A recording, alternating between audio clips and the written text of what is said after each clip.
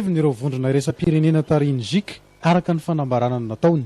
Mizingizina izy ireo fa tokony hiala na hanolotrolo-kafa hosolony ireo kandida telo mba hahafahana miroso amin'ny fifidianana sy hialana amin'ny sazy mety ahazo ny Madagasikara avy amin'ny vondrona iresa-pirenena. Nihaona tamin'ny kandida Lalao Ravalomanana, Didier Ratsiraka, Andry Rajoelina ary filoha teo aloha Zafelbera ny zik fa noderain'izy ireo ny fanetretena sy ny fitsoran'ny filoha Andry Rajoelina tsy hilatsaka ho fidiana raha misy fepetra matotra petraka sy tsy hisiany korotana ary fankatoavana ny fifidianana atao eto amintsika mialoha ny sotonany ny filatsako fidiana. Ilaina hatrany hoy ny zik ny fanelanelanana sy fampihavanana ataon'ny FFKM mialoha mandritra ary aorian'ny fifidianana. Fampihavanana eo anivon'ny lehibe ny ankolafy efatra, ny ankolafy samy ankolafy ary indrindra ny fampihavanana ho an'ny vahoaka malagasy.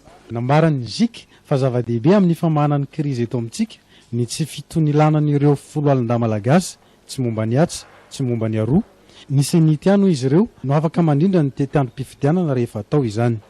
Mametra-panontaniana araka izany ireo mpanaram-baovao amahany olana sy krizy eto amintsika tokoa ve ny fanomezana sazy ataon'ny vondrona iresa-pirenena. Ny kandida ve ny saziny ny vondrona iresa-pirenena milaza te amahany olana sa ny vahoaka malagasy?